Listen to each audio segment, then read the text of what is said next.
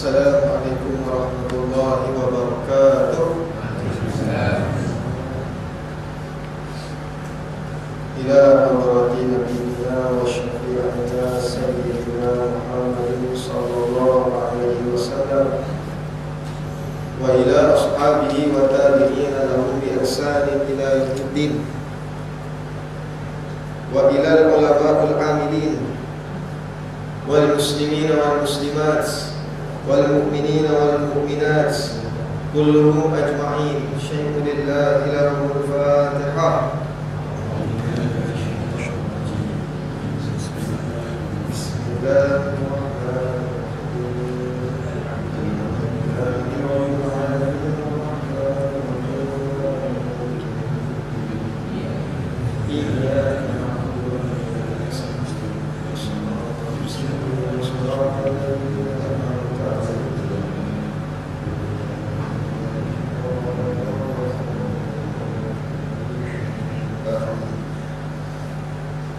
A'udzu billahi minasyaitonir rajim. Bismillahirrahmanirrahim. Alhamdulillahi rabbil alamin. Salatan wassalaman daimaini mutalazimaini ila habibina Mustafa sayyidil anbiya'i wal mursalin Abul Qasimil Amin khataman nabiyyin wa ala alihi wa sahbihi ajma'in. Rabbi shrah li sadri wa yassir li amri wahlul 'uqdatam min lisani yafqahu qawli. Subhanaka la 'ilma lana illa ma 'allamtana innaka antal 'alimul hakim. Wa la hawla wa la quwwata illa billahil 'aliyyil 'azim. Allahumma la tu'akhidhni bima yaqulun waghfir li ma la ya'lamun waj'alni khairan يقولون ويظنون. اللهم افتح علينا فتوح العارفين وحفظ المرسلين وإلهام الملائكة المقربين برحمتك يا أرحم الراحمين. فأما بعد، وقال الله تعالى في كتابه العزيز بعد أعوذ بالله من الشيطان الرجيم هو الذي أرسل رسوله بالهدى ودين الحق ليظهره على الدين كله ولو كره المشركون. Dialah Allah yang telah mengutus Rasul dengan hidayah dan agama kebenaran untuk dimenangkan dan dizahirkan atas yang lain-lainnya, walaupun orang-orang musyrik tidak suka dengan apa yang dibawa oleh Rasulullah sallallahu alaihi wasallam. Alhamdulillah yang dihormati tuan-tuan imam, tuan-tuan bilal, ketua kampung, ahli jawatan kuasa, tuan-tuan haji, puan-puan hajah, ibu-ibu, ayah-ayah, hadirin hadirat, muslimin muslimat yang dirahmati Allah Subhanahu wa ta'ala sekalian.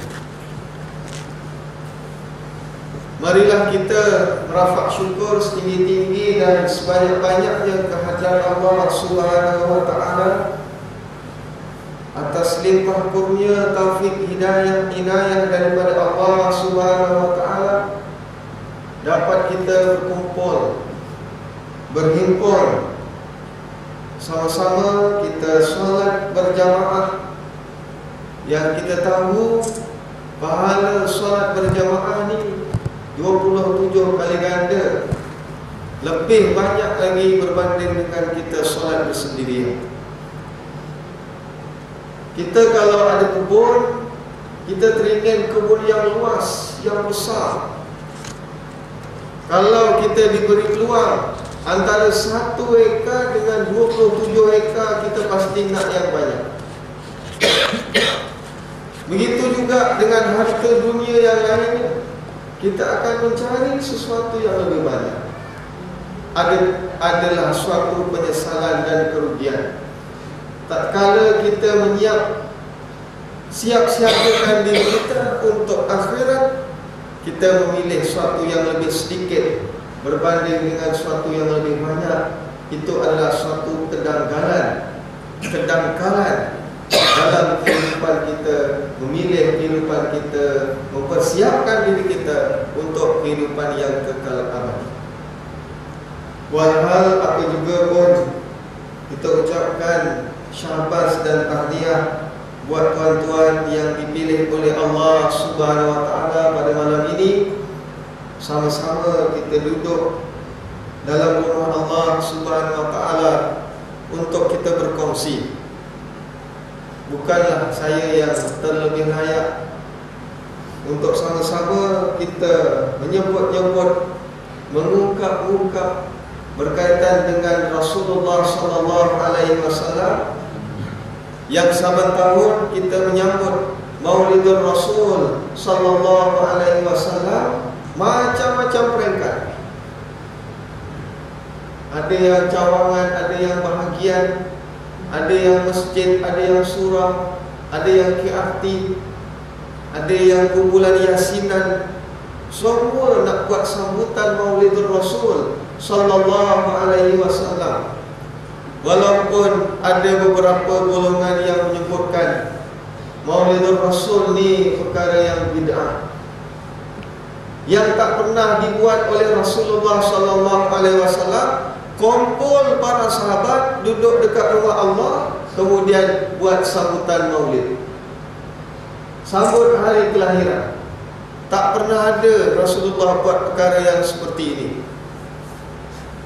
Apatah lagi baca berjanji, baca Quran sama-sama.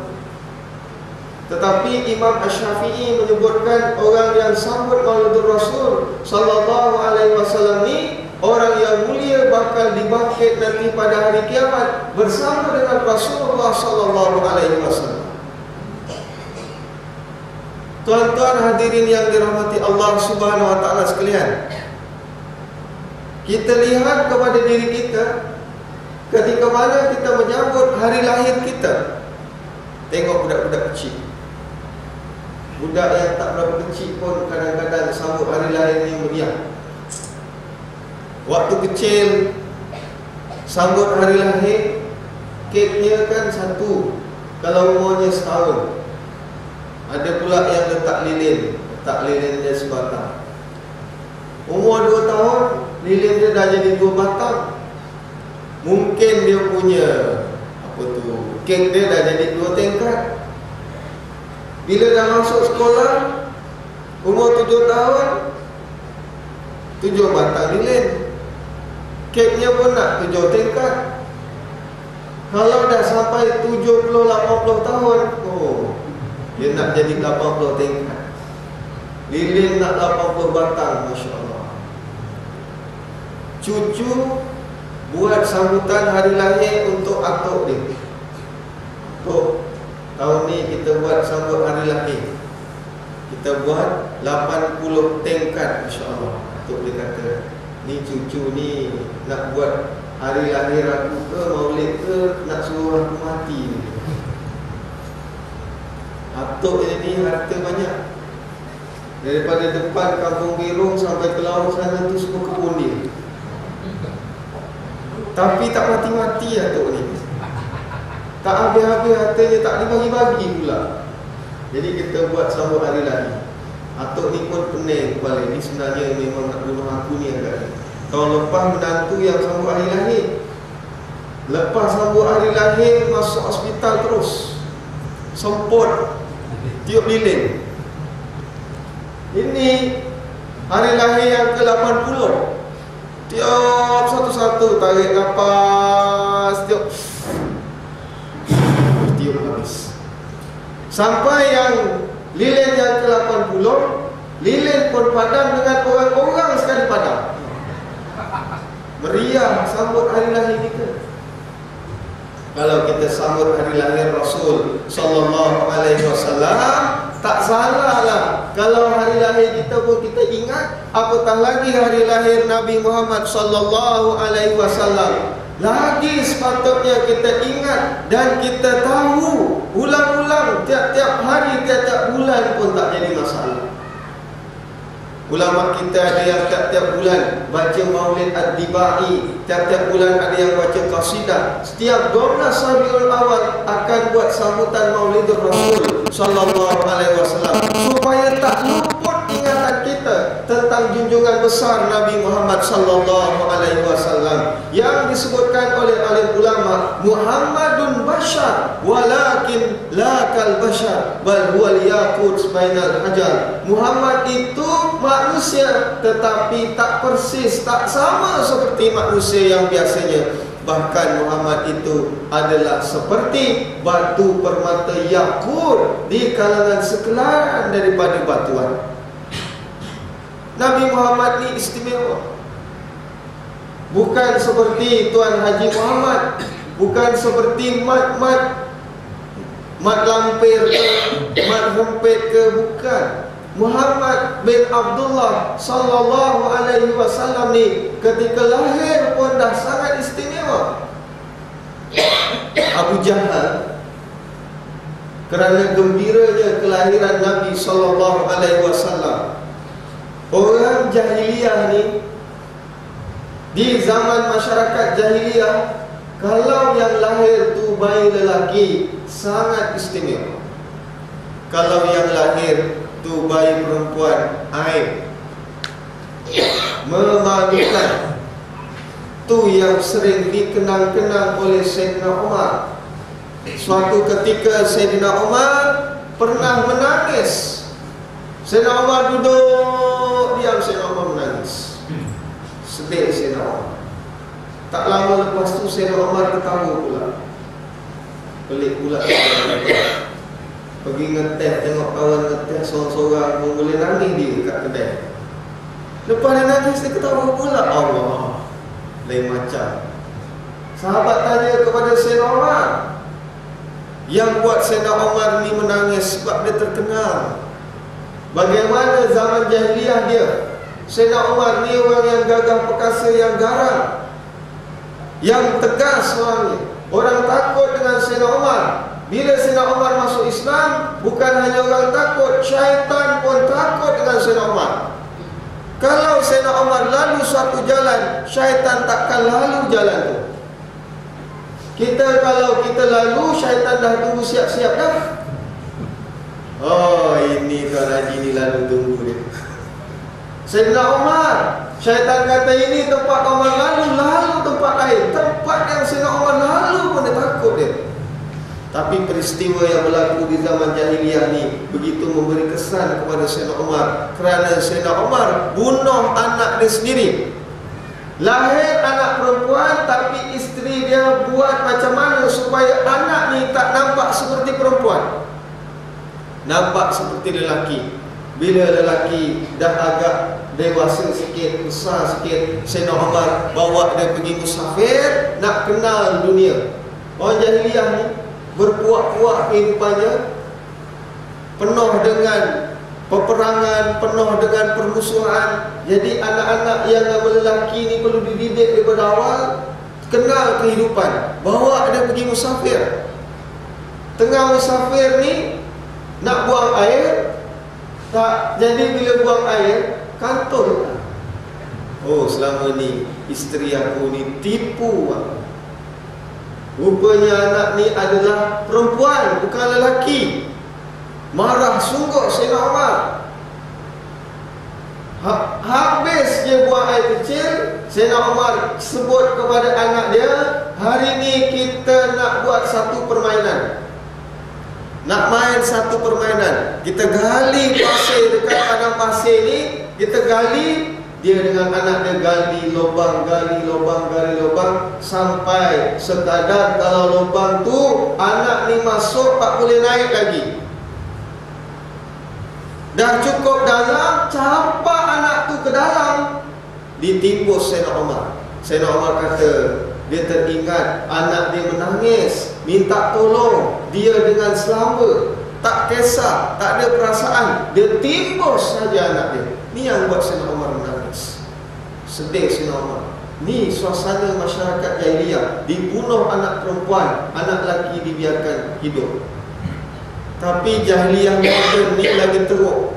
Lelaki ke, perempuan ke, macam mana ke, lubang tandas ada, dekat dalam tong sampah ada, dekat kebun ada, dekat kubur ada, semua tempat ada. Laki ke, perempuan ke, bunuh dia semua. Kepincangan yang berlaku dalam masyarakat kita. Cuma ada juga yang baik sikit, buang dekat masjid, buang dekat surau. Pak Imam datang masjid pagi-pagi, ada kotak apa depan surau. Kena pula malam tu malam Lailatul Qadar. Dengar pula bayi menangis. Malaikat bukan jadi bayi ke? Itu yang baik mungkin sikit lah. Buang dekat masjid, buang kat surau. Ni yang buang dalam lubang tandas, di flashnya dalam lubang tandas, dalam tong sampah. Masya Allah, tabarakallah. Suasana yang berlaku zaman jahiliyah berlaku semula di zaman sekarang. Tapi istimewa Rasulullah SAW lahir sebagai seorang putera, lahir sebagai seorang lelaki. Abu Jahal rasa bangga dengan kelahiran Nabi SAW. Nampak hamba saya dia yang nama Thuwaibah dimerdekakan terus hambanya sebab terlalu gembira. Ada riwayat yang menyebutkan Abu Jahal bawa Nabi Muhammad SAW ni diusung atas kuda, yang dibawa atas kuda kenderaannya satu Makkah. Bangga Abu Jahal dengan kelahiran Nabi SAW. Bahkan riwayat juga menyebutkan Abu Jahal disembelih 100 ekor unta kerana gembiranya lahir Rasulullah SAW. Surah Al-Falah, Kampung Biru ni berapa ekor unta buat maulid malam. Ekornya macam tak nampak.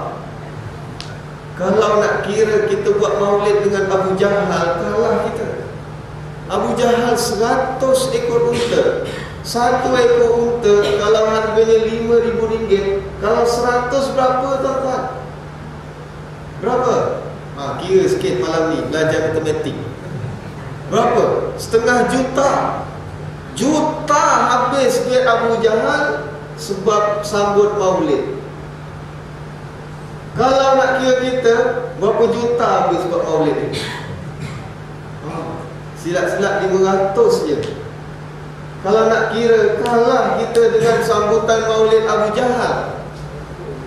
Tapi malangnya, walau besar, walau grand, walau hebat sambutan maulid Abu Jahal, ketika mana Rasul SAW sampaikan risalah Islam, Abu Jahal tolak. Abu Jahal yang hina, Abu Jahal yang herdik, Abu Jahal yang kutuk Nabi SAW. Tak ada nilai pada Abu Jahal. Istimewanya kita. Kita tak sambut hari lahir macam mana Abu Jahal sambut. Tapi kita berterusan duduk dalam agama Allah Subhanahu wa ta'ala. Ini sangat istimewa dan luar biasa. Mudah-mudahan istiqamah Allah bila kita duduk jalan yang seperti ini. Istimewa Nabi SAW semenjak daripada lahirnya dah sangat istimewa. Aminah tak pernah rasa susah ketika mengandungkan Nabi Muhammad SAW. Bahkan dalam kitab Ar-Rahiqul Makhtum diceritakan Rasul SAW, masyarakat di zaman jahiliyah ni memang budaya mereka akan hantar anak mereka pergi kampung, menyusu dengan ibu susuan daripada kampung. Bandar ni tak boleh. Bandar ni macam-macam ada. BP Mall ada, Yonbik ada, Kilang ada, Bangla ada, Pakistan ada, semua ada. Suasana tak apa nak elok. Zaman Rasulullah, walaupun waktu tu Makkah bukan tempat perindustrian, tak ada asap kilang, tak ada banyak asap kenderaan, tapi suasana moral akhlak zaman jahiliah ni teruk. Mereka bertawaf dekat Kaabah, tapi tawaf mereka tak pakai apa-apa. Tawaf. Yang ini dengar dia tuan-tuan, jangan dibayangkan. Tawaf tak pakai apa-apa. Dekat keliling Kaabah tu 300 berhala ada di keliling Kaabah. Ni masyarakat jahiliah. Pesta, muda-mudi, karaoke, fun fair, semua ada. Suasana yang seperti ini di zaman jahiliah ni wujud. Sebab tu mereka nak hantar anak mereka, kalau musuh pun dekat kampung, orang kampung datang ke bandar cari anak susuan. Itulah selepas Thuwaibah, ibu susuan Rasulullah adalah Halimatus Sa'diyah. Namanya Halimah Sa'diyah tu gelarannya sebab dia asal daripada kampung Bani Sa'ad. Kalau dia asal daripada Biro, Halimah Al-Biruniyah. Tak sedap pula bunyi dia. Kalau dia asal daripada Biro, sebab dia asal daripada Bani Sa'ad, maka namanya Halimatus Sa'diyah. Halimah ni orang miskin. Miskin Halimah, susah. Kenderaan unta yang dimiliki oleh Halimah, unta Arab ni ada yang bonggolnya 2, ada yang bonggolnya 1. Kalau bonggolnya 2 ni maknanya kaya, istimewa. Standard Velfire ke, apa ni, apa lagi, Bugatti Veyron ke, Ferrari ke, macam itulah. Kalau bonggolnya 2 mahal. Unta Halimah Sa'diyah ni bonggolnya 1, kurus, macam C70 Honda Cup tu. Jadi kalau daripada Bani Sa'ad ni nak pergi Mekah lambat. Mereka semua kawan-kawan Halimah Sa'diyah ni dah sampai dah. Dekat highway berdesuk, laju. Halimah ni bawa Honda Cup 70, walaupun dekat highway nak press macam mana. Gitulah. Silap-silap daripada Rengit sampai Johor Bahru naik Honda Cup 70. Boleh, orang boleh jejak langkah. Sebab apa? Setiap 1 kilometer tu tanggal skru ni satu. Sampai Johor Bahru tinggal tayar. Halimah Sa'diyah ni unta dia lambat. Jadi bila sampai dekat Mekah, orang semua dah ambil dah anak bangsawan, anak keturunan yang baik-baik, orang yang kaya-kaya, semua dah diambil oleh sahabat-sahabat Halimah. Halimah hanya tinggal Muhammad sallallahu alaihi wasallam. Waktu tu semua orang tak mau ambil, sebab Nabi Muhammad ni anak yatim. Budaya orang Arab, apa nak diharapkan pada anak yatim? Sebab upah tu daripada bapanya. Kalau bapanya dah tak ada, nak dapat upah daripada mana? Ni budaya kebiasaan orang Arab. Sebab tu dia tak mahu ambil Nabi Muhammad. Halimah kata, tak boleh aku balik kampung tangan kosong. Mesti juga nak bawa anak susuan. Tuan-tuan kalau balik dari Kuala Lumpur pun balik kampung mesti bawa jajan kan? Padahal jajan tu bukan beli kat Kuala Lumpur, beli kat depan tu, kat Rengit, kat Batu Pahat mana dia beli singgah. Belilah buah, belilah apa benda jajan. Ini jajan dari Kuala Lumpur. Tak ada cok pun dari Kuala Lumpur. Macam pergi Mekah kan, beli songkok, beli apa benda semua made in China, bukan daripada Saudi. Tak masalah lah tu. Jadi Halimah tak mahu balik kampung tangan kosong. Dengan berat hati bawa juga Nabi Muhammad sallallahu alaihi wasallam. Tapi kita dah sebut tadi, Muhammad itu bashar walakin la kal bashar. Muhammad itu manusia tapi tak macam manusia biasa. Daripada kecil dah nampak keistimewaan Nabi Muhammad sallallahu alaihi wasallam. Halimatus Sa'diyah ni orang miskin, makan tak cukup, semua tak cukup. Jadi susu pun tak berapa nak banyak. Dia daripada kampung tu bawa anak dia menangis dalam perjalanan sebab susu tak cukup. Tak boleh nak minum apa ni, air lobak putih lah, apa lagi. Kan orang dalam hari disuruh makan apa ni, lobak putih tumis. Lobak putih tu kan pahit supaya banyak susu. Tahu ni tuan-tuan, dah tak ada cucu lagi, dah tak ada anak lagi kan. Lagipun zaman sekarang dah moden, dah tak pakai lobak lah, macam-macam kapsul lah dia. Menangis anak ni, tapi dengan kuasa Allah Subhanahu Wa Taala bawa Nabi Muhammad sallallahu alaihi wasallam, anak yang tadi menangis diam. Tak semena-mana susu daripada Halimah Sa'diyah banyak, kenyang kedua-duanya. Senyap, sunyi, sepi. Dan tak semena-mana kenderaan yang lambat tadi, mereka pula pecut. Honda Cup 70 ni motong velfire senyum je. Relax aja. Oi, pelik. Velfire ni dah tekan habis dah. Yang Honda Cup ni relax je buat. Senyum je dipotong. Sampai sahabat Halimah ni kan lambat sampai. Sahabat dia dah jalan dulu balik kampung kan. Tapi laju unta dia. Sampai sahabat dia kata, apa kena dengan unta Halimah? Hebatnya, barakahnya daripada Nabi sallallahu alaihi wasallam. Istimewanya Rasulullah sallallahu alaihi wasallam sampai di perkampungan Bani Sa'ad pun, rumah Halimatus Sa'diyah yang kering, kontang, gersang, subur tanamannya. Sampai kalau ada orang kampung bela kambing, kurus kambingnya, dia kata, kambing kamu ni kena pergi rumah Halimah. Kambing kamu ni kena pergi rumah Halimah sebab kat situ banyak rumput.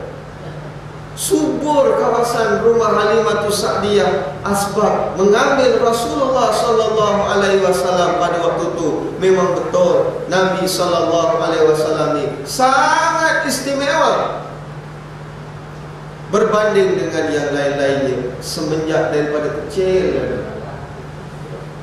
Dan sebab itulah juga kita sambut hari lahir Rasul sallallahu alaihi wasallam. Kita nak mengingati Rasulullah sallallahu alaihi wasallam saban hari, saban ketika.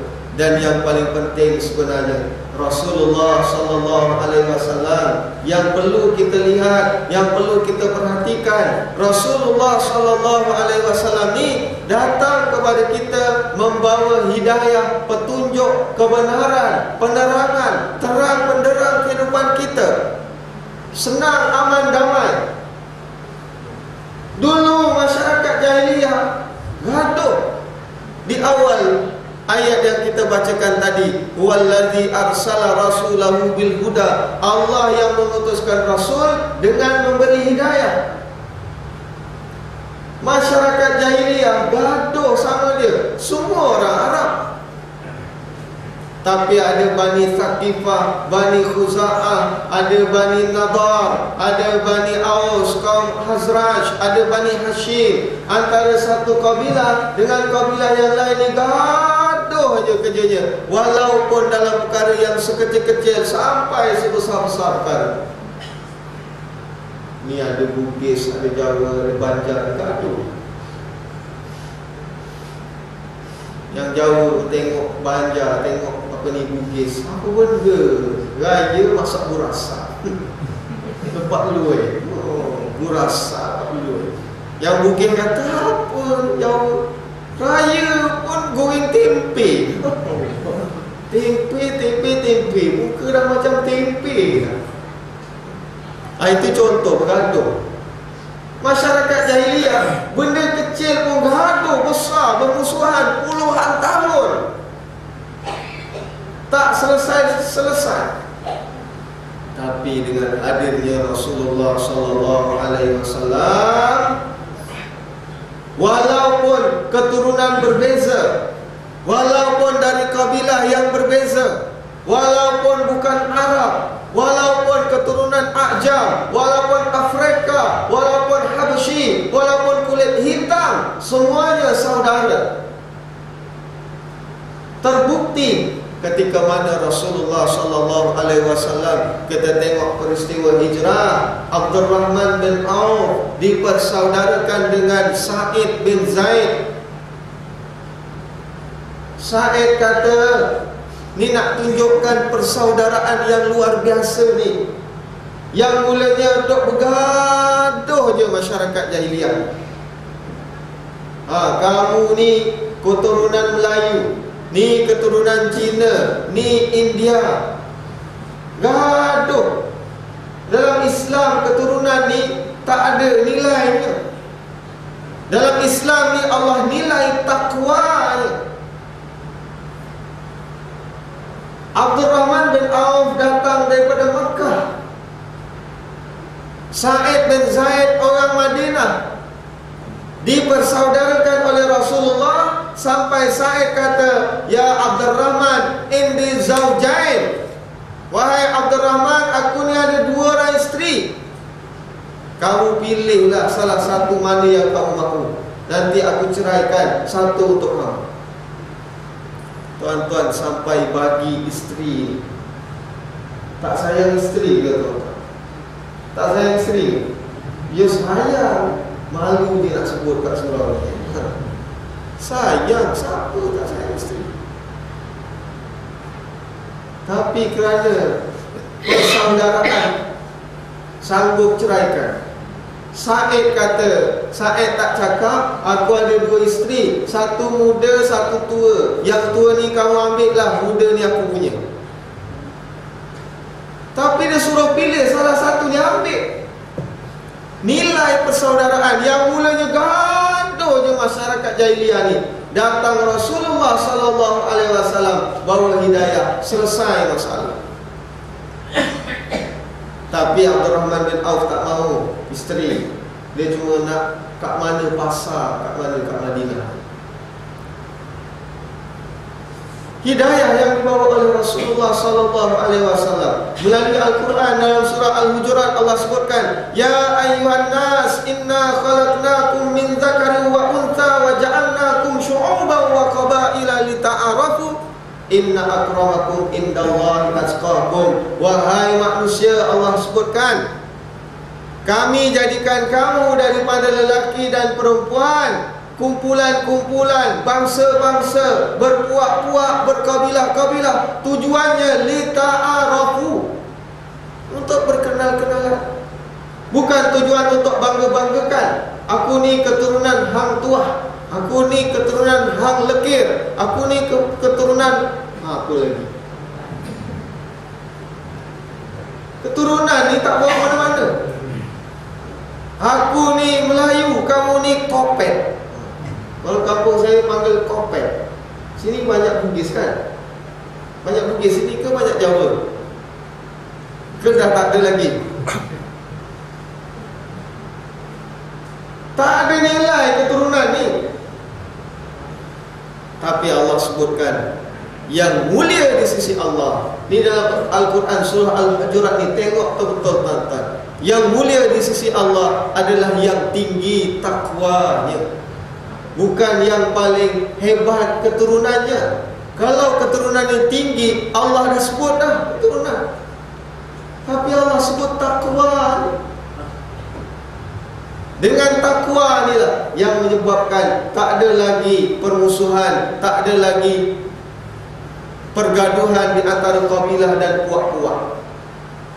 Dengan takwa inilah rasa umat Islam ni bersaudara. Orang sana sakit, kita pun terasa. Kita sakit, orang sana pun terasa.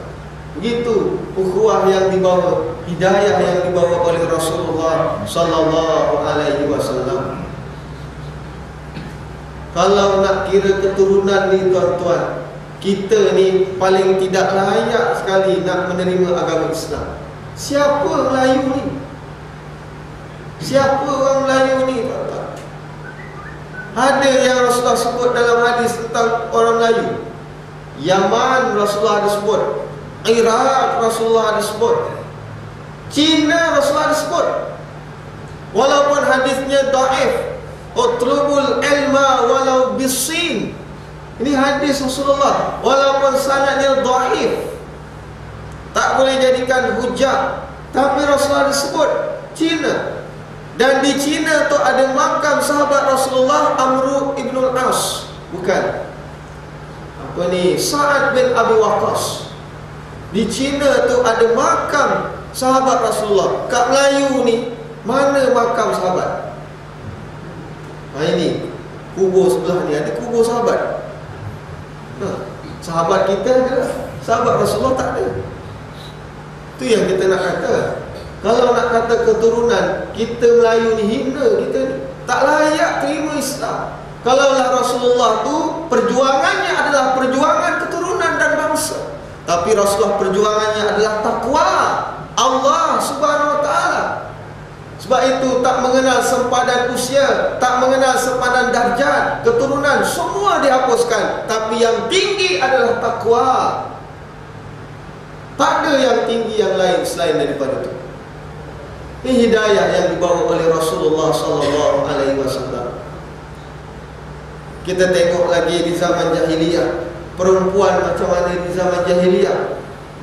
Orang kalau kahwin, tuan-tuan boleh tengok dalam kitab Rahikul Makhtum, Syekh Safiur Rahman Al-Mubarakfuri tulis kitab sirah. Orang-orang ni kalau berkahwin, dia takkan bersama dengan isterinya. Orang lelaki kahwin takkan bersama dengan isterinya.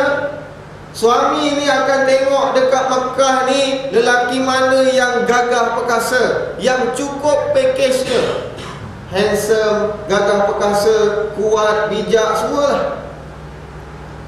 Dia akan hantar isteri yang dia baru nikah ni, hantar kepada lelaki tu, confirm dah mengandung, baru dia akan ambil semula perempuan ni, isteri dia ni duduk kat rumah ni. Tujuannya untuk apa? Nak dapat baka baik. Dia ingat kambing ke apa? Kambing ni ada kambing bor tu, kan besar kan, macam lembu, macam anak lembu lah kambing bor. Ada yang jam 8 hari, sedang-sedang. Ada yang kambing kacang yang halus tu. Kambing bolehlah bor kahwin dengan jam 8 hari, jadi bor pari ke apa benda gitulah. Lembu kahwin dengan seladang, jadi apa namanya, selembu ke apa, ha? Bolehlah. Duku kahwin dengan langsat, jadi dukung, boleh. Orang mana boleh macam tu? Tapi zaman jahiliyah, diingat wanita ni macam pokok duku, diingat wanita ni macam kambing. Hina. Datang Islam, datang agama Allah, datang Rasulullah, hidayah tu datang, wanita diperumpamakan dengan umpama yang baik. Pekerjaan wanita walaupun di rumah, basuh pinggan, cuci pakaian, semua dikira pahala. Wanita ni pernah mengadu kepada Rasulullah, orang-orang lelaki ni, ya Rasulullah, boleh keluar berjihad, kami ni duduk rumah aja. Rasulullah kata apa? Basuh pakaian kamu, uruskan rumah tangga suami kamu, basuh pinggan, uruskan makan minum keluarga, sama pahalanya dengan orang yang pergi berjihad. Tak perlu pergi berjihad. Mulia. Allah iktiraf wanita. Dan mulianya wanita tu, sebab tu wanita kena tutupnya lebih berbanding dengan lelaki. Tutupnya aurat, bukan tutup urat. Walaupun pakai tudung tu tak wajib. Pakai tudung ni wajib. Yang wajib tutup aurat. Nak tutup pakai baldi pun tak apa. Ni kain rentang ni lepas ni ambil buat tudung boleh. Yang penting tutup aurat. Pakai tudung pun, namalah tudung bawal ke, tudung pari ke, tudung kelisa ke, tudung puyuh ke, apa benda lah nama. Tudung Farida ke, ID Juma ke, apa benda ke. Tapi kalau aurat tak tutup, tak selesai masalah ni. Orang buat beri perumpamaan. Kalau kita pergi pasar, pergi shopping complex ke, pergi BP Mall ke, pergi Aeon Big ke, tengok buah tu kalau dibungkus cantik mulik, mahal ke murah? Mahal tu. Tapi kalau yang dah murah-murah tu dilonggok je. Satu longgok kira main longgok je. Sebab itu wanita kena tutup sebab mahal. Kalau tak tutup, itu jadi longgok je, kira longgok. Sekati berapa, sekati berapa? RM2, Hari ni pula kita tengok Kasim Ahmad, tuan-tuan. Isu Kasim Ahmad sekarang ni yang menghina hadis. Lama dah Kasim Ahmad. Daripada tahun 70-an Kasim Ahmad ni dah ada. Majlis Fatwa dah hukumkan murtad Kasim Ahmad ni. Walaupun orang murtad ni, kita minta dia supaya dia bertaubat. Dah 30 tahun, takkan tak selesai isu Kasim Ahmad ni. Memang murtad sungguh Kasim Ahmad ni. Mempertikaikan hadis Rasulullah. Tak percaya hadis Rasulullah. Dia kata rambut wanita ni bukan aurat. Sebab itu dia kata orang pakai tudung ni rambutnya busuk, dia kata. Ni Kasim Ahmad kata. Ini baru-baru ni berlaku seminar pemikiran Kasim Ahmad, dianjurkan oleh Yayasan Kepimpinan Perdana dekat Putrajaya. Orang yang murtad diangkat macam ni, apa nak jadi dengan kita ni? Kutuk orang yang pakai tudung. Dia kata orang pakai tudung ni sebab tu rambutnya busuk. Sebab pakai tudung udara tak masuk. Habis berkelimomo semuanya. Pakailah Pantene ke, Sunsilk ke, apa benda ke, pakailah. Orang cakap balik dengan Kasim Ahmad, Pak Kasim, kalau macam tu Pak Kasim pakai seluar ke tak? Patutlah Pak Kasim punya tu bau busuk sebab pakai seluar. Hina. Agama tak boleh dipikir tentang logik semata-mata. Agama ni tak boleh fikir melalui logik akal fikiran. Sebab itu ada wahyu. Sebab itu datangnya Rasulullah SAW. Saya rasa sangat sedih. Sedih kita, tuan-tuan. Kita masih lagi dalam kehangatan sambutan Maulidur Rasul SAW. Kat mana-mana orang sebut Ya Hanana, Ya Hanana. Ada malam cinta Rasul, buat dekat stadium, buat kat Putrajaya, kat mana-mana. Tapi dalam pada masa yang sama, Kasim Ahmad yang menghina Rasulullah, murtad hukumnya. Majlis Fatwa dah keluarkan. Dari tahun 86 Majlis Fatwa dah kata Kasim Ahmad murtad. 95 dah keluar juga Kasim Ahmad murtad. Yayasan Kepimpinan Perdana bangunkan seminar pemikiran Kasim Ahmad. Apa ni? Pening kita, sedih kita. Waktu maulid ni orang semua berkira-kira. Nak buat tarikh ni, orang kampung sana buat. Nak buat tarikh ni, orang sini buat. Tapi kita doakan pemikiran orang yang anti hadis ni. Sedih kita. Rasulullah diinjak-injak gitu. Sebab tu jangan marah orang kafir hina agama kita, sebab kita pun hina agama kita sendiri. Orang Islam hina agama kita sendiri. Orang yang berkuasa pun hina agama dia sendiri. Macam mana orang kafir tak hina agama kita? Jangan marah orang kafir hina agama kita, sebab kita pun hina agama kita. Di bulan Maulidur Rasul ni patut kita sanjung-sanjung Rasulullah. Kita baca maulid, kita marhaban, kita berselawat. Ini memuja dan memuji Rasulullah. Kasim Ahmad pertikaian kalimah syahadah wa asyhadu anna Muhammadar Rasulullah tu. Kenapa dia kata umat Islam ni terlalu mendewa-dewakan Muhammad? Dia ingat Muhammad tu Haji Muhammad ke Pak Mat ke apa benda? Ni musim Maulidur Rasul SAW ni.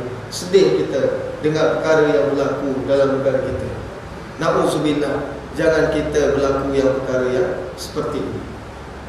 Jadi Rasulullah SAW tadi kita sebutkan, Rasulullah datang kepada kita membawa hidayah, petunjuk.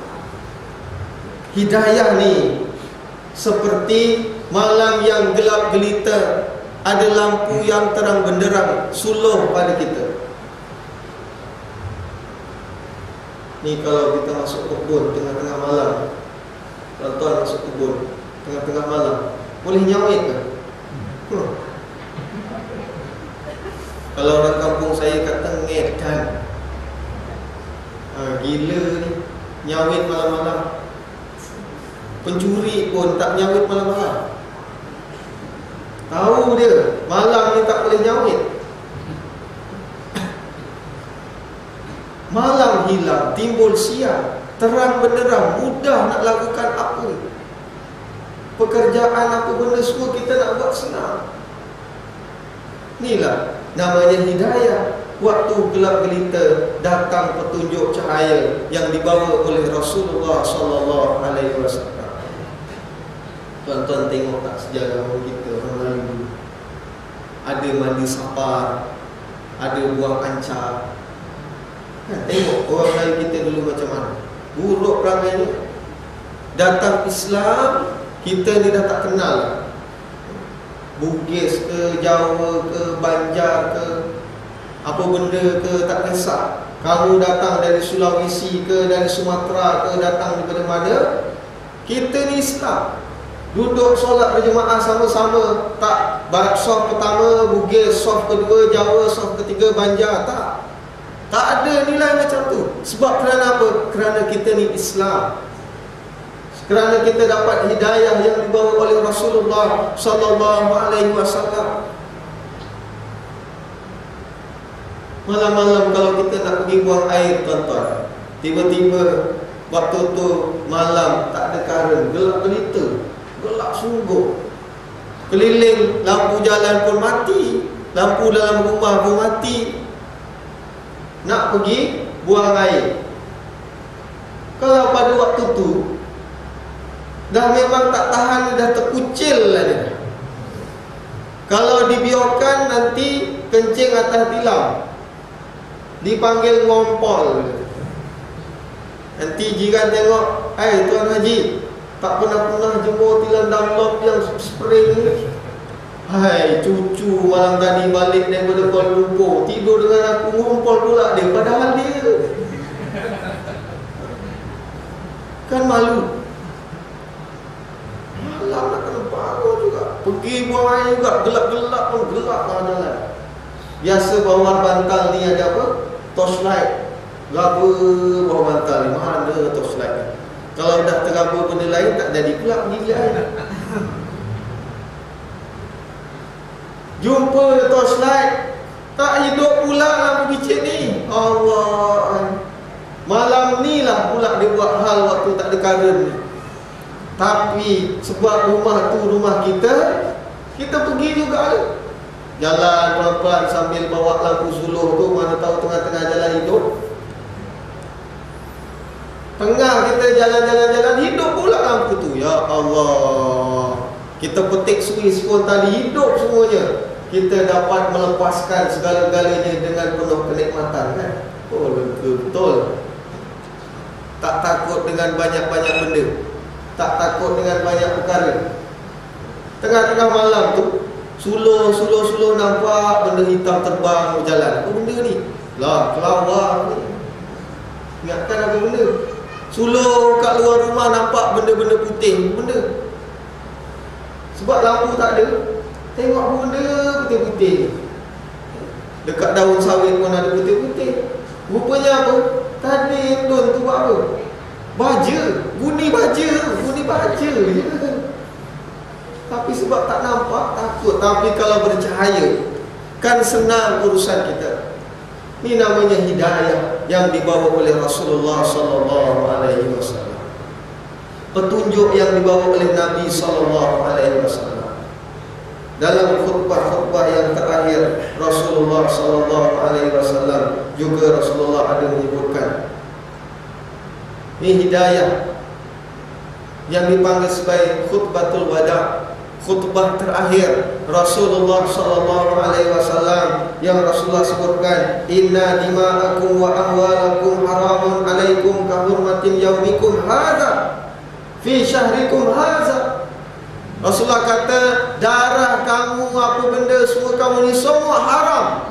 Tak boleh sembarangan nak berbunuh-bunuhan. Zaman jahiliyah nak bunuh, tak puas hati bunuh, tak puas hati bunuh. Ada orang tanya saya, Ustaz, Kasim Ahmad ni nak buat apa? Nak bunuh ke apa? Sabar dulu. Orang murtad ni hukumnya memang bunuh dalam hukum Islam, dalam kitab fiqh, dalam kalam-kalam Rasulullah. Yang murtad ni memang bunuh hukumannya. Boleh saya nak pergi bunuh, Ustaz? Sabar. Sabar dia nak membunuh orang. Ini urusan pemerintah. Kita tak boleh sembarang bunuh. Nanti kita yang kena dakwa. Qadi, kalau satu ketika dahulu qadi yang jatuhkan hukuman ni bunuh ke ataupun sebagainya.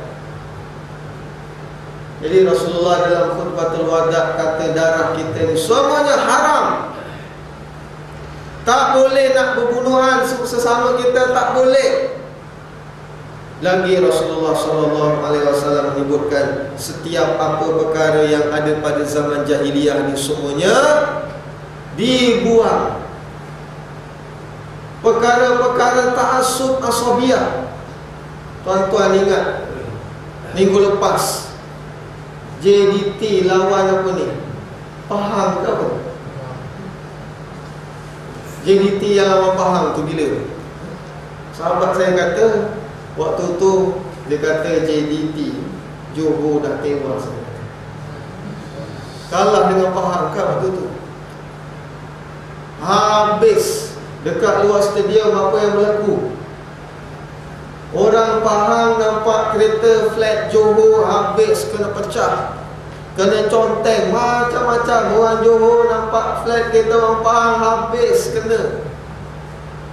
Ni ta'assub terlalu, ta'assub asabiyah sangat kepada pasukan dia. Walaupun dalam sukan ni tujuan kita bersukan ni untuk apa? Gembira kan?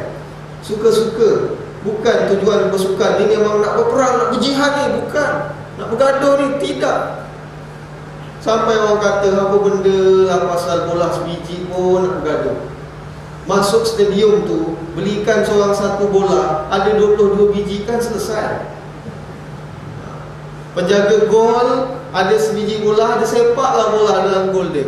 Penyerang ke apa benda semua tak payah berebut satu bola. Berapa orang tu? 20 orang berebut satu bola. 2 orang sibuk nak tangkap-menangkap. Satu bola je. Masuk dalam tu, belanja 22 biji bola, kan diam. Apa yang payah benar? Tapi kerana terlalu ta'assub ni, ini perkara jahiliyah yang Rasulullah kata maudhu' pun dah ditinggalkan. Tapi kalau dicetuskan semula, huru hara jadinya. Bukan tak boleh nak menyokong. Saya pun banyak baju JDT tu kan. Tapi kalau terlalu ta'assub macam tu, sampai nampak dia kau orang mana faham, siap tak? Macam dekat Iraq ni tuan-tuan. Iraq ni sekarang ni Syiah menguasai. Nampak dia ahli sunnah, tak tanya siapa nama kau? Abu Bakar, bunuh terus. Sebab kalau nama Abu Bakar, Umar, Osman ni confirm ahli sunnah, kena bunuh terus. Kita jangan bawa perkara macam tu. Nampak flat kereta apa? Pahang flat dia apa? C. Habis. Ada sahabat saya mengadu, dia kata dia memang orang Pahang, duduk Pahang, cuma kereta dia beli kat Johor, habis kereta dia kat situ. Ya Allah, punah ranah kita. Kerana apa? Kerana kita bawa fahaman jahiliyah. Rasulullah bawa hidayah supaya kita tinggalkan jahiliyah. Hidayah ni tuan-tuan sangat penting. Dan hidayah inilah menyuluh kehidupan. Hidayah ini kita boleh semak kepada diri kita, kita boleh muhasabah kepada diri kita. Yang namanya hidayah ini, betul tak kita ni dapat hidayah daripada Allah? Orang kata nak cari hidayah ni tak payah, tak susah. Kahwin je lah dengan hidayah, dapatlah hidayah. Saya baru je dapat hidayah, Ustaz. Anak saya kahwin dengan hidayah, menantu saya hidayah, dapat hidayah dia. Bukan hidayah yang tu. Hidayah yang nak dibawa oleh Rasulullah SAW ni, yang pertama nak dapatkan hidayah. Dan kalau nak tengok kita ni dapat hidayah daripada Allah, keimanan kita semakin hari semakin bertambah. Iman semakin hari semakin bertambah. Iman ni apa tuan-tuan? Iman ni yakin dan percaya. Percaya tak pokok sawit dekat kubur sebelah ni ada yang menunggu ni? Percaya tuan-tuan? Percaya tak? Percaya ke tak percaya? Percaya? Percaya ke tak percaya? Kalau tak percaya, tak beriman kita pada pokok sawit. Itu maksud iman pada sudut bahasa. Tapi sebenarnya tak ada apa pun kat pokok sawit tu. Ada buah sawit je. Kalau ada apa-apa benda pun, itu cuma jembalang aja. Namanya jin yang lalu lalang. Saja dia nak lalu, tak ada apa pun. Iman ini dari sudut istilahnya mesti ada 3 perkara yang namanya iman. Yang pertama tasdiqu bil qalbi, taqriru bil lisan. Yang kedua, yang ketiga al-amalu bil jawarih. Benarkan dalam hati, lafazkan dengan lidah, amal dengan tubuh badan. Ini baru sempurna iman. Tuan-tuan, kalau zaman-zaman bercinta dulu, mengimbau kenangan lalu, zaman-zaman bercinta dulu, kalau kita nak suka pada seseorang, kita cuma cakap di dalam hati suka, jadilah? Tak jadi. Mesti kena cakap dengan bapa. Pak, tu yang tu nampaknya macam berkenan di hati ya. Pun tak berapa nak jadi lagi. Bila bapa masuk meminang, setuju pula pihak perempuan, kahwin dia, terbuktilah cinta. Tapi kalau cuma cakap dalam hati, aku ni cinta dia, orang tu kahwin dengan orang lain, kita datang bawa parang, kau tak tahu ke aku cinta dengan dia? Ni awet aku ni. Boleh kita buat gitu? Tak boleh. Jadi iman ni, kalau ada orang kata, Allah Ustaz, buat apa ni nak tutup-tutup aurat ni? Buat apa ni? Pakai seluar pendek ni apa? Tak salah. Tak pakai tudung tak masalah. Yang penting apa? Hati. Sebab iman tu dalam hati. Kalau gitu saya kata, sepatutnya bukan, kalau iman dalam hati ni, sepatutnya bukan tak pakai tudung saja, tak pakai apa-apa. Pergilah BP Mall tu, tak payah pakai apa-apa. Sebab apa? Iman dalam hati. Hati ni dah cakap, aku pakai jubah cantik, pakai tudung Farida ni. Tapi dalam hati je. Jalan dekat BP Mall, pengsan semua orang BP Mall. Kalau masih anak dara, okey lagi. Pengsan pun. Ni dah makan? Belum lagi. Masak apa ni? Masak apa? Buffet ke dulang ke apa? Dulang. Tapi masak guna periuk lah kan. Tukang masak kata, Pak Imam, saya hari ni masak apa? Ayam masak kurma. Ayam masak kurma. Pak Imam tengok lah dalam periuk tu.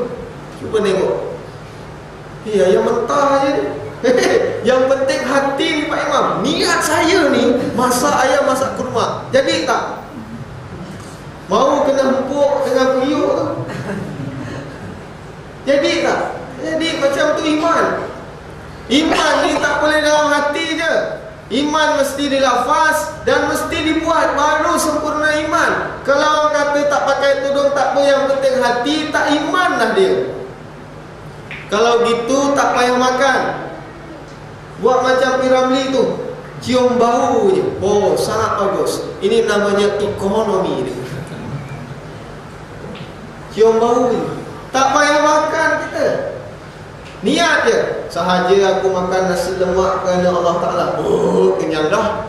Makan dah. Dah makan. Makan apa? Nasi lemak, nasi goreng, nasi apa. Tak nampak apa makan. Yang penting hati. Tak boleh. Mesti iman dibuktikan. Bukti kita iman, kita sayang pada Rasulullah. Masjid juga perlu dihidupkan. Rumah Allah pun perlu dihidupkan. Tak payahlah dah dudukkan rumah Allah ni. Tak payahlah pergi solat berjemaah. Yang penting aku iman duduk kat rumah pun jadi ke? Tak cukup, tak sempurna iman kita kalau begitu. Tak namanya iman. Sebab iman ni perlu kepada pembuktian. Begitu juga cinta dengan Rasulullah. Cinta dengan Rasulullah, sayang dengan Rasulullah, buat majlis cinta Rasulullah, tapi anjurkan juga pemikiran Kasim Ahmad yang anti kepada Rasulullah. Itu namanya bukan beriman. Tak beriman kepada apa yang dibawa oleh Rasulullah sallallahu alaihi wasallam. Dan iman ni sebenarnya boleh ceramah sama pukul berapa ni? Kelaparan ni nanti tuan-tuan. Sebab selalu saya ceramah maulid ni berdiri. Malam tadi saya ceramah dekat Kahang. Kahang dekat dalam hutan tu tuan. Dekat dalam kebun, dekat ladang Perbadangan Islam Johor. Masya Allah. Daripada Parit Raja nak pergi Kahang tu dah 1 jam. Daripada tepi jalan Kahang tu, tunggu kat situ, naik van masuk dalam tu 1 jam. Masuk dalam hutan tu. Ceramah diri, penat. Ni ceramah duduk, dah sedap ni. Aircon lagi Pukul 2 pun tak apa. Malam tadi dekat Kahang jauh, toyong hayang saya balik buat kereta. Ya Allah, pukul 1 sampai rumah. Ini rumah dekat, dia tak jauh ni. Pukul 1 pun okey lagi. Boleh tuan-tuan? Boleh. Tuan-tuan aja lah duduk sampai pukul 1. Ya boleh. Saya pun nak balik juga. Sikit lagi ni insya-Allah kita cerita. Iman ni kita nak perolehinya melalui apa? Pendengaran. Perkara-perkara yang berkaitan dengan iman ni bukan melalui logik akal fikiran dan melalui penglihatan. Rasulullah kita nampak? Tak nampak. Yang namanya pahala nampak? Tak nampak. Yang namanya syurga nampak? Tak nampak. Yang namanya neraka? Tak nampak. Yang namanya malaikat? Tak nampak. Semua itu rukun-rukun iman ni. Hari kiamat, qada, qadar, Allah, nampak? Tak nampak kita. Jadi perkara-perkara iman ni datang melalui pendengaran, bunyi-bunyian. Sebab itu telinga kita ni nak kena jaga. Kena jaga daripada mendengar benda-benda yang tak baik. Sebab daripada telinga ni lah membentuk keimanan kita. Sebab itu Rasulullah turun dengan membawa perkara-perkara sam'iyat namanya. Yang dalam hadis qudsi Allah sebutkan, a'dadtu li'ibadiyas salihin ma la ainun ra'at wa la uzunun sami'at wa la khatra ala qalbi bashar.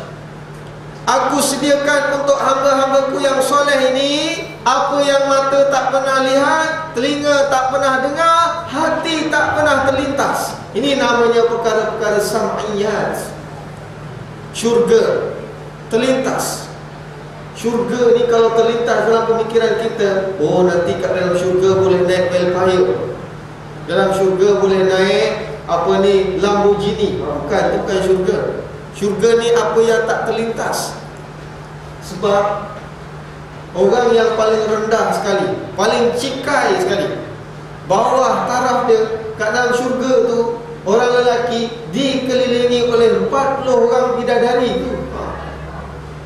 Tuan-tuan, yang memang tak ada apa-apa, amalnya entah apa benda. Lagi yang tuan-tuan ni selalu datang masjid, selalu datang surau, datang Maulid Rasul. Ni paling-paling kurang 80 orang ni bidadari ni.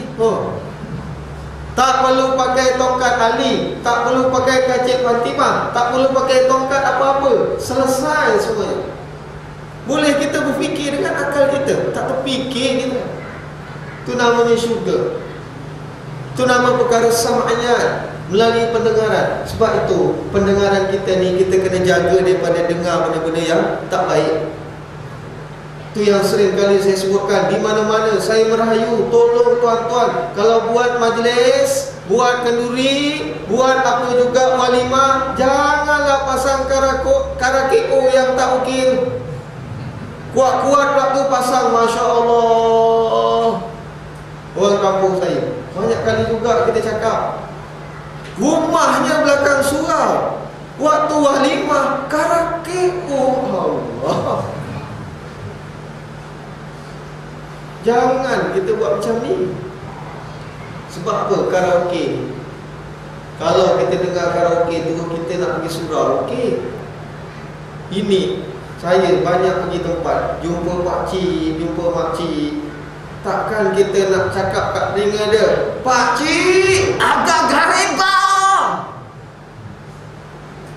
Kurang ajar punya kau. Mentang-mentang dah balik belajar tinggi-tinggi, kurang hajar dengan tu. Kau ingat aku pekak ke apa? Cakap kena jerit-jerit kuat-kuat. Oi! Itu kalau pasang karaoke tu kan. Nak pasang boleh, tapi jangan kuat-kuat. Sekodarnya je. Minta maaf ni tuan-tuan. Kita cakap ni kalau ada yang terasa, biar terasa. Kalau tak terasa tak guna. Nanti buat lagi. Kat kampung saya tu banyak kali dah kita cakap, tak sah buat. Ada buat kuda kepang lagi. Majlis Fatwa Negeri Johor dah hukumkan fatwa kuda kepang ni haram. Buat juga maja-maja jahiliah ni. Pendengaran kita kena jaga. Lagi orang yang bijak pandai ni buat kajian. Kalau kita makan, kemudian kita dengar bunyi-bunyian yang terlalu tinggi macam tu, orang penyanyi lagu tak apa-apa. Saya kadang-kadang pernah juga cakap, kalau budak kecil lah yang nyanyi, kalau budak tak apa-apa kecil, segan kita nak cakap, adik sedapnya adik nyanyi, tapi lagi sedap kalau adik tak nyanyi. Semacam dia lebih sedap. Bunyi-bunyian yang terlalu kuat ni, kalau kita makan, akan menyebabkan apa? Saluran darah kita ni sempit, susah nak hadam. Kalau ada majlis yang seperti ini, hukum kita datang tak jadi wajib dah. Majlis walimah ni datangnya wajib. Lepas ni kalau tuan-tuan buat walimah, ada karaoke, orang tak nak rewang, jangan marah. Tak wajib kita datang majlis macam ni. Bunyi-bunyian yang terlalu kuat ini menyebabkan tubuh badan jadi sakit. Mudarat kita duduk dalam majlis yang seperti itu. Kalau nak pasang lagu pun, zaman sekarang kan banyak qasidah. Tu malam berselawat tu, Zaharadinul Mu'ayyad Bizuhurin Nabi Ahmad, Zaharadinul Mu'ayyad Bizuhurin Nabi Ahmad, Ya Nabi Muhammad, Zalikal fadlu minallah,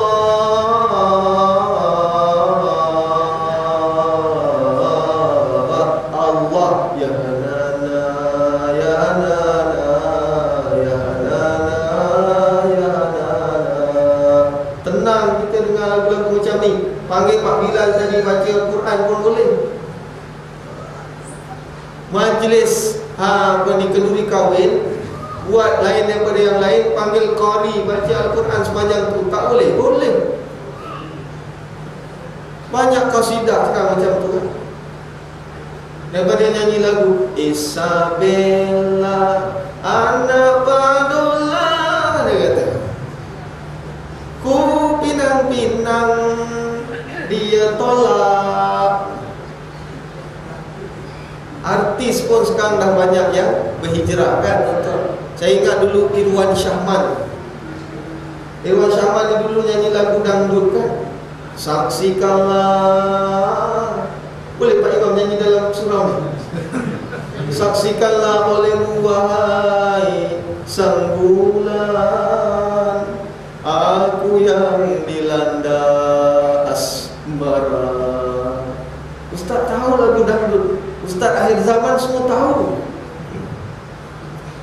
Tapi sekarang dia nyanyi lagu tunggu sebentar, solatlah dulu, tunaikan cepat kewajibanmu.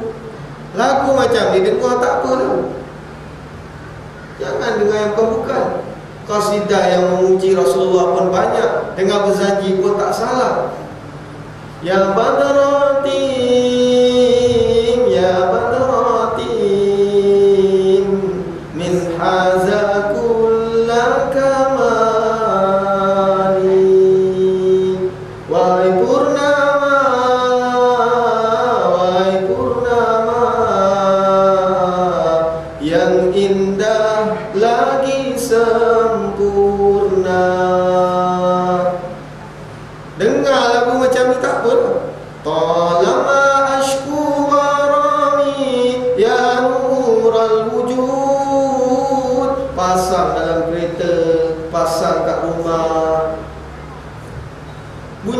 bunyian dengar macam ni, sumber hidayah kepada kita, sejahtera kehidupan kita.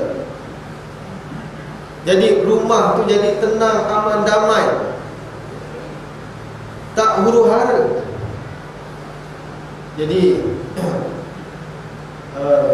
guru kami juga pernah pesan, tuan-tuan, kita dekat rumah ni, selain daripada kita pasang bunyi-bunyian yang bagus, kat dalam kenderaan, kat mana-mana letak bunyi-bunyian yang bagus-bagus ni, memberi motivasi kebaikan pada kita. Kita kat rumah semua ada televisyen kan sekarang. Pagi-pagi pukul 6.30 dah ada rancangan mukadimah, ada motivasi TV3, buka benda yang baik ni. Pukul 7 ada tanyalah ustaz, pukul 8 ada Rasul yang kata, rancangan baik-baik ni. Bukan pukul 7 sampai pukul 8 malam je ada rancangan akasia tu. Suami isteri duk bergilir, tengok apa? Tengok sinetron ke apa benda tu namanya tu. Kawan saya beritahu, pukul 7 sampai pukul 8 tu rating penonton 2-3 juta. 2-3 juta ni spam maghrib dia kat mana? Yang jadi TV3 tu tak rasa berdosa. Dulu waktu maghrib macam ni, orang baca Quran kat rumah. Yang lelaki pergi surau, yang perempuan dengan anak-anak semua baca Quran. Ini lelaki ke perempuan ke anak-anak semua di rumah. Yang ni dah azan, kamu pergi ambil wuduk, pergi sembahyang dulu. Ni tengah cerita ni, kalau ada cerita ni nanti abang cerita dengan ayam. Apa benda cerita? Ayam dia dah habis sembahyang, bang, oi abang pula. Ni nanti kalau jadi apa-apa cerita ni saya cerita kat abang. Bergilir gitu dah. Ya Allah, Masya Allah. Budaya hiburan zaman jahiliah ni wujud lagi zaman kita ni. Sebab tu Islam orang mudah berkotak-katik pada kita. Kita tak pergi mana-mana. Pendengaran kita tak jaga, penglihatan kita tak jaga, rumah kita, depan ni rumah makmurkan dengan Al-Quran, makmurkan dengan majlis ilmu macam tu. Tuan-tuan, kalau tak dengar tanyalah ustaz tu, buka aja, biarlah ustaz tu cakap sendiri dekat TV tu, pandai-pandailah dia buat diri. Tak apa, ada barakahnya. Percayalah tuan-tuan. Saya ni orang yang tak kerti bercakap. Saya tak kerti bercakap. Dulu saya sekolah tadika, ni cerita pengalaman. Saya sekolah tadika dulu tuan-tuan, sebulan 2 bulan sekolah. Kawan nama tak tahu kawan, sebab buat hal sendiri, diam, tak kerti nak bercakap. Sampai ayah kata, kamu kalau ni besok pergi sekolah tak tahu nama kawan, ayah berhentikan sekolah.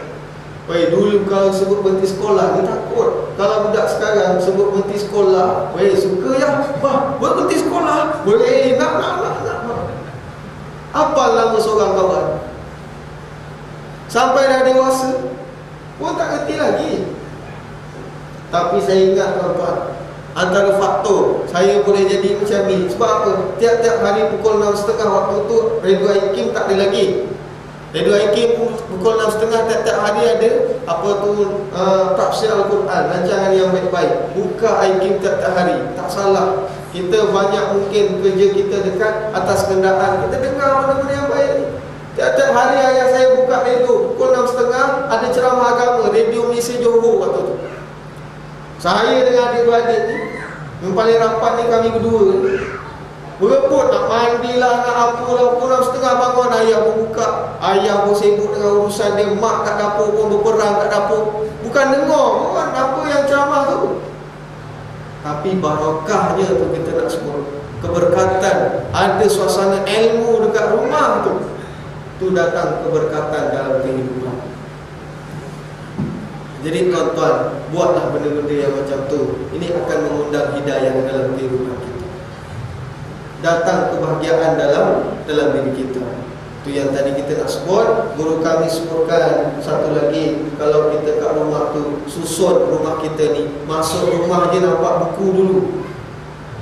Rak tu tukar, kabinet yang ada tu letak mangkuk, letak buku. Sebab buku ni ada cahaya, ada nur, ada hidayahnya, ada barakahnya. Kata Imam Ibnu Abi Jamrah, siapa yang membawa kitab Sahih Al-Bukhari di atas sampan, sampannya takkan tenggelam. Sebab ada barakahnya. Kitab ni walaupun tak baca, walaupun cuma tengok aja, ada barakahnya. Kalau baca lagi lah. Letak benda macam tu supaya ada keberkatannya. Jadi guru saya sebutkan, Dr. Nur Hisham Mustafa, dia kata, kalau nak anak kita ni jadi mangkuk, letaklah mangkuk dekat dalam gubuk. Susun. Minah, Cik Minahnya, ini mangkuk ni saya beli daripada Perancis. Yang tu daripada Paris. Yang ini daripada Sungai Berong aja. Sebab tu bawah sekali susunnya. Jadi mangkuk lah anak tu. Masuk rumah nampak mangkuk dulu, lepas tu marah anak jadi mangkuk. Dididik gitu. Cuba letak buku, insya-Allah barakah.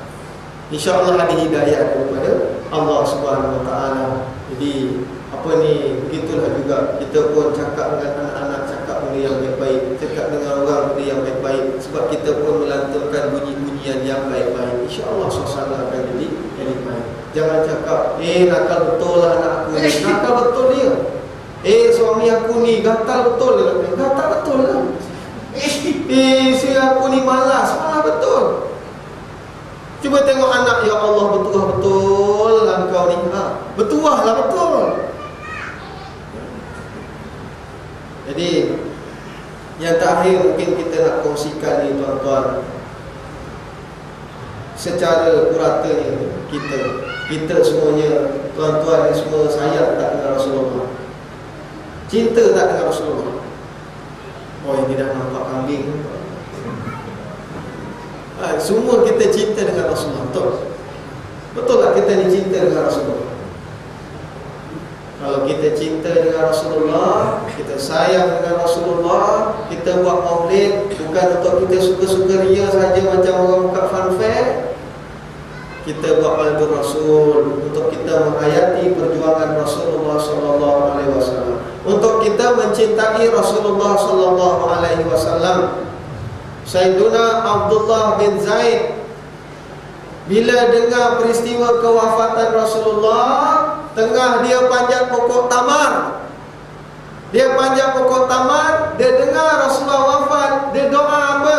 Ya Allah, mata aku ini ya Allah digunakan untuk melihat kekasih aku yang aku cintai, Muhammad sallallahu alaihi wasallam. Tapi yang aku cintai, yang aku sayangi, yang aku sanjungi telah Engkau tarik ya Allah.